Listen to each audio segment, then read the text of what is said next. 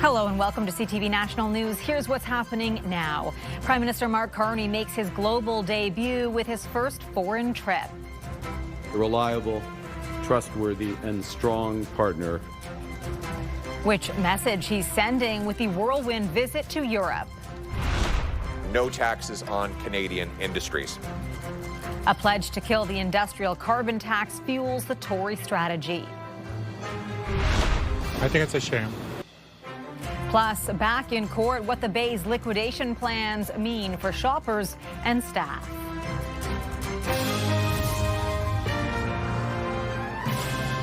CTV National News with Sandy Ronaldo. Hello, I'm Heather Butts in for Sandy tonight. Canada's new Prime Minister is on a rapid-fire two-day trip to Europe that's already included meetings with the leaders of France and the UK. He also met with King Charles. The diplomatic push across the pond is Mark Carney's first overseas trip as Prime Minister, with no plans as of yet to meet U.S. President Donald Trump. CTV's Mike LeCouture is traveling with the Prime Minister and joins me now. Mike, Mark Carney just held a press conference at Canada House in London. What were his top speaking points?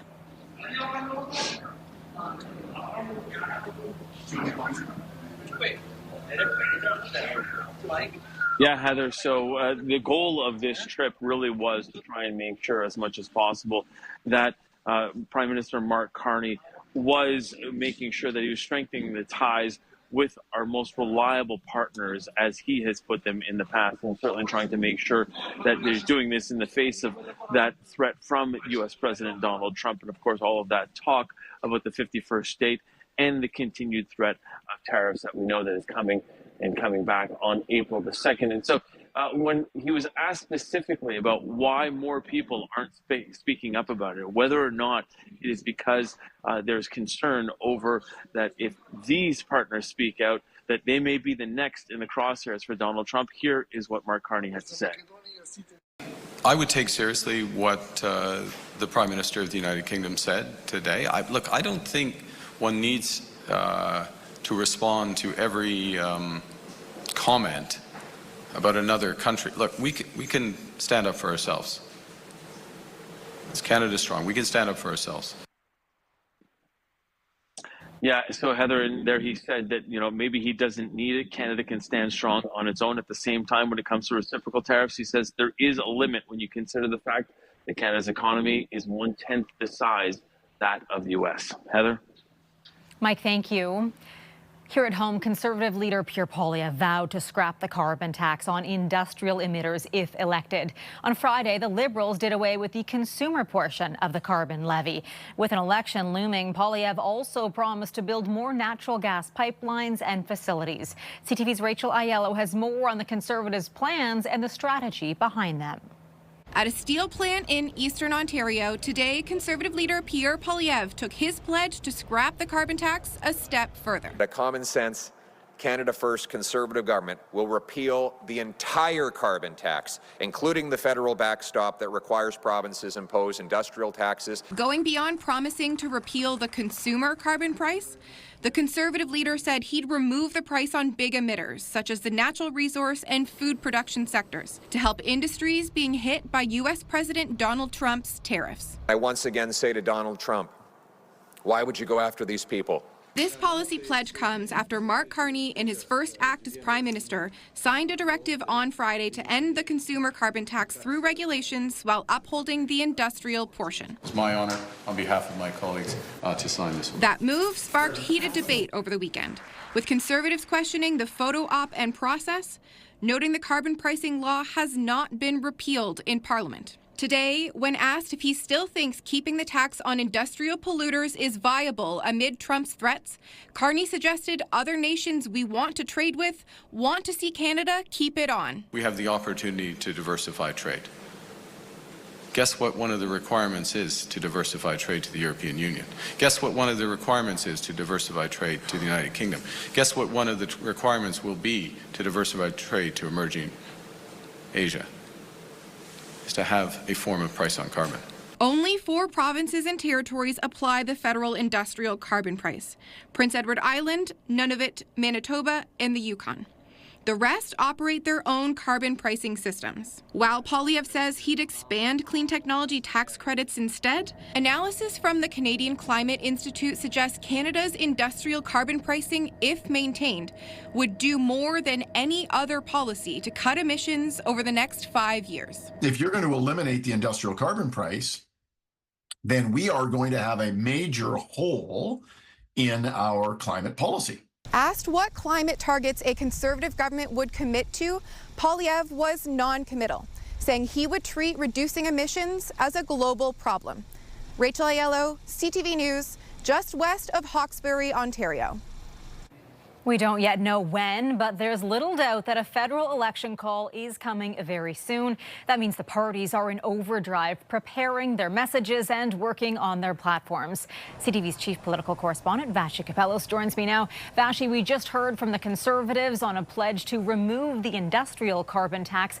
They're not moving very far from an axe the tax platform. Yeah, certainly not with this announcement. I think they very much want to keep on message around the carbon tax because it did work for them, so much so for, almost a 2-year period. But public opinion polling will show that many Canadians have moved on to focus on issues around Donald Trump more specifically, and that has kind of left the Conservatives trailing or very close to the Liberals depending on the poll. So I don't anticipate they'll move very far on this from the carbon tax. It does prompt some pretty hard questions for them, though, about climate change goals and targets and whether or not they're going to hit them. So I anticipate those questions will continue as well. All right, Vashi, on to the Prime Minister now, just days into his new job. No platform yet from Mark Carney. So should we expect one or just expect an election call to come first? Well, I think the timing of the election, I can't speak to anybody, or I haven't, I should say, spoken to anybody in and around Mark Carney who actually wants to come back to Parliament a week from today. So that election call has to come likely before then, maybe even as far out as Sunday. I don't anticipate that they're going to spend time, dropping parts of their platform that they can then be held to account over. They'll wait for a campaign to do that. It'll be a lot more of what we're seeing over the last 24, 48 hours. Trips, kind of acting prime ministerial to convey or at least use the advantage that governing offers a political party, and certainly one that public opinion polls once again show is working to the Liberals' advantage. Heather? Vashi, thank you. Hudson's Bay was back in court this morning seeking approval from a judge to start liquidating all of its stores. It means 9,000 people could be out of a job later this year and the potential end to the country's oldest company. CTV's John Benavali Rao is here with the latest as the store looks for an 11th hour way to save it. John. Heather, shoppers we spoke with said they'll be sad to see the Bay go, and some are holding out hope that a few of the stores might still be saved.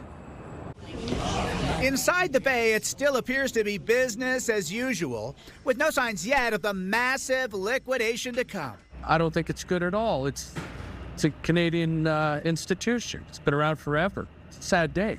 In an Ontario courtroom, legal counsel for the retail giant spent the day seeking approval from a judge to start selling everything off. Outside a store, we met Carl Carter. He works for Armani, which leased space inside a Bay store in Toronto.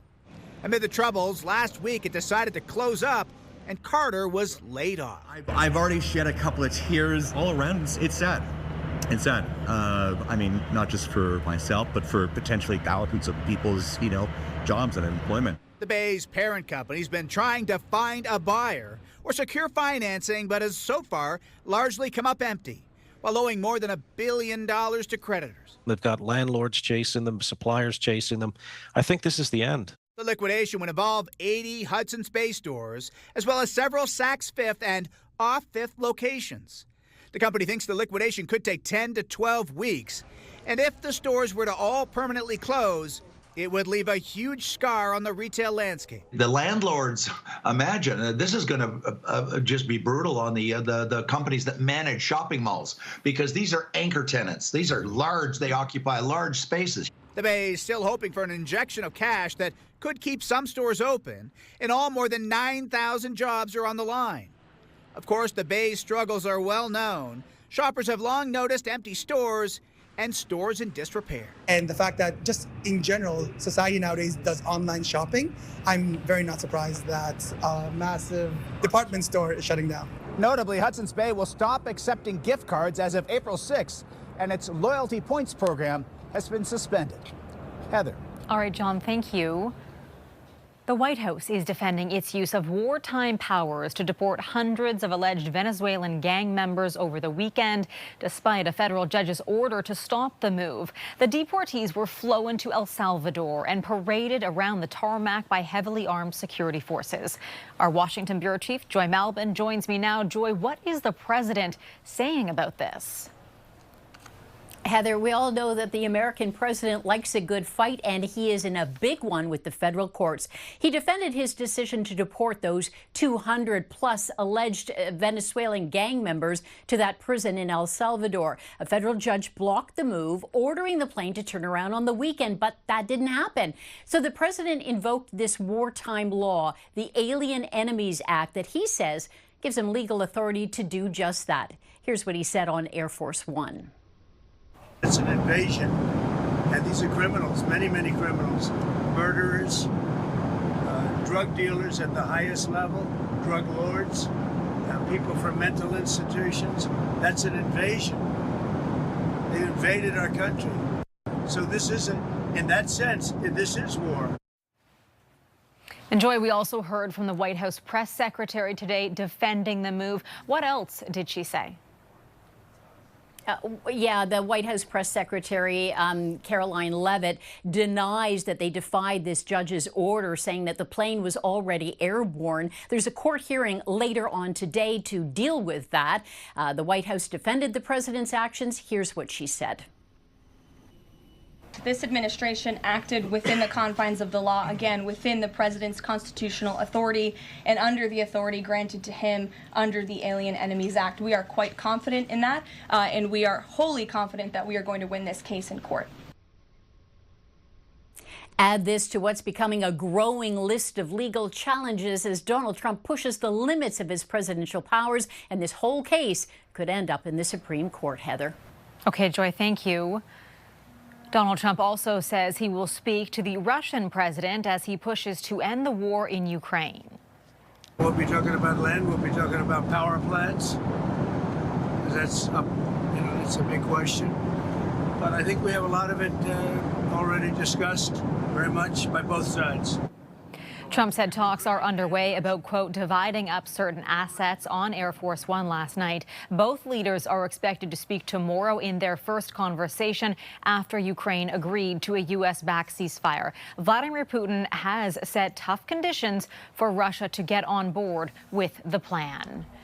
The impact of America's government spending cuts are starting to be felt around the world. Around 1,300 employees from Voice of America have been placed on administrative leave.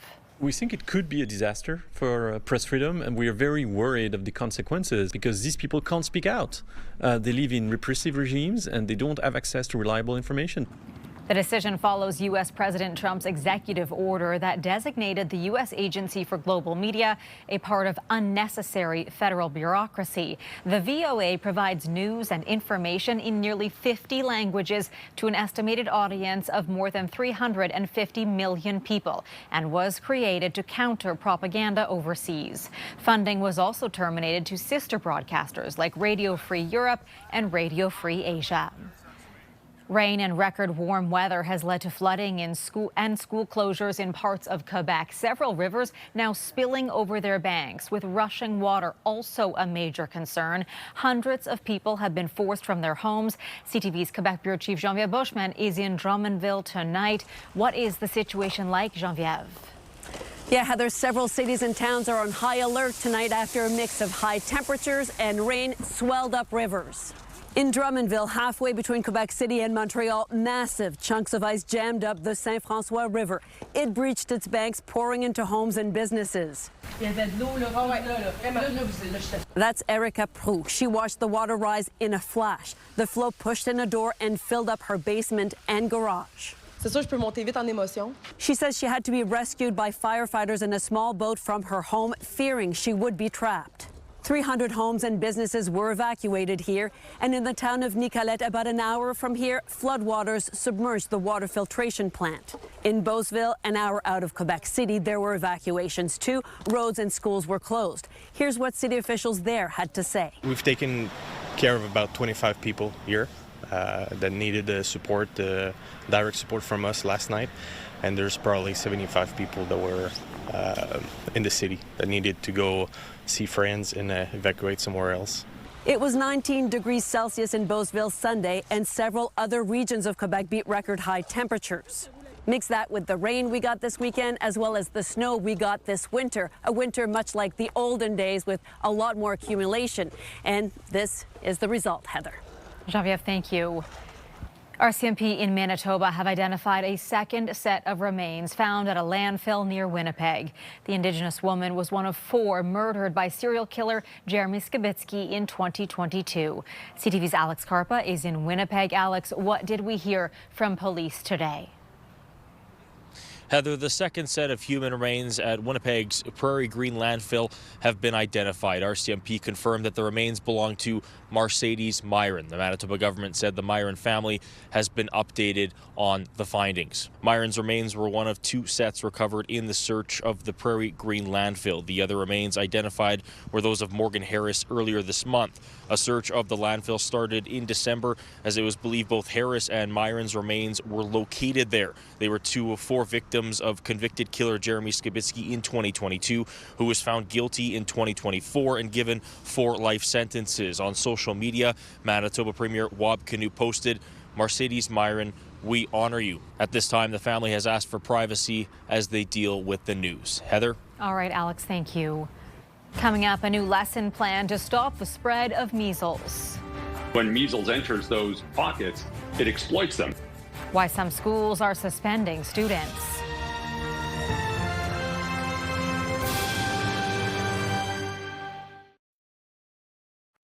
Health authorities in Ontario are struggling to get a handle on a major outbreak of measles, just as cases are popping up elsewhere in the country. Vaccination rates in public schools are of particular concern. CTV's Heather Wright is covering the story and has more now on how school boards are responding. Heather. Well, Heather, some school boards here in Ontario have begun suspending students who are not up to date on their vaccinations. Now, in many cases, the review of these vaccine records began months ago, but these suspensions come as Ontario continues to see a rise in measles cases. More than 2,500 students in Hamilton, Ontario have been suspended due to missing or out-of-date vaccination records. Suspensions that were handed down after 2 separate letters were sent home asking parents and guardians to update their child's records or provide a valid exemption.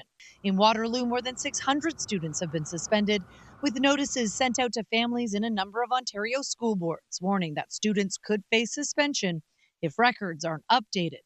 Vaccination rates in Ontario have been dropping over the years, with Ontario Public Health reporting that last school year, just 70% of 7-year-olds were fully vaccinated against the measles, well below the 95% needed for herd immunity. The real issue here is that there's pockets of under-vaccinated individuals and communities with under-vaccinated pockets in the country. And when measles enters those pockets, it exploits them. It's one of the most transmissible infections out there, and it has a knack for finding unvaccinated people. And Ontario is not the only province grappling with a rise in measles cases. Officials in Edmonton are warning of exposure at a local health clinic after cases were confirmed in the city. And an outbreak has been declared at the Little Red River Cree Nation in northern Alberta. Now, this increase in cases is not unique to Canada. The United States and Europe are seeing similar increases in measles cases. Europe seeing its highest level of cases in 25 years. Heather. CTV's Heather Wright in Toronto. Still ahead, the race to lure in new customers. How the seafood industry is confronting tariffs by finding fresh markets.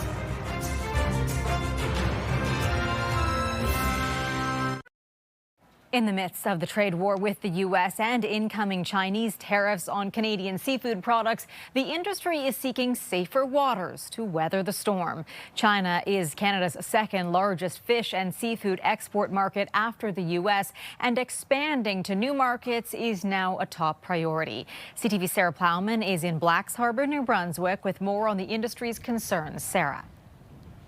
Heather, fishing is the backbone of coastal communities like here in Blacks Harbour. We're on the wharves. Tariffs are all the talk, just like they are in Boston right now at North America's largest seafood expo. Here, fishermen like Dale Mitchell are worried, especially for the younger generation. A 25% tariff on Canadian seafood going to China will start Thursday, and that's in response to Canada's 100% levy on Chinese electric cars.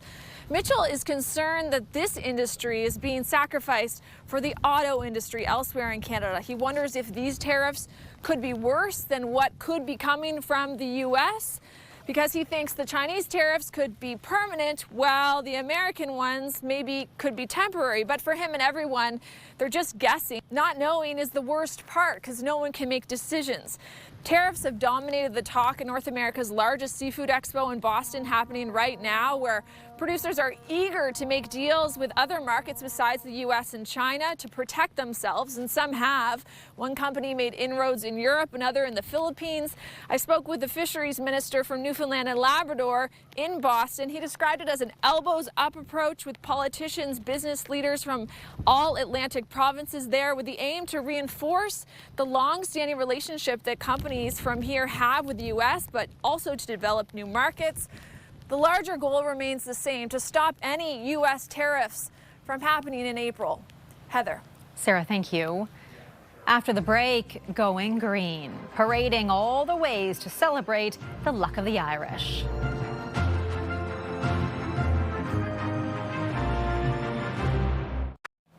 This is St. Patrick's Day, when everyone can go green and celebrate Irish culture. 500,000 spectators lined the streets of Dublin to take in Ireland's National St. Patrick's Day Parade. Massive floats, performers and marching bands from across the world were part of the big event in the Irish capital. The Princess of Wales was feeling the St. Patrick's Day spirit as she took part in the Irish Guards parade in London. The princess was dressed for the occasion, of course, in forest green and all the accessories, including a gold clover pin. She accepted a Guinness as she marked the 125th anniversary of the Irish Guards. And a St. Patrick's Day tradition was back in action today in Halifax. Patrons crowded into the Old Triangle Ale House around dawn to soak up some music, not to mention plenty of Guinness.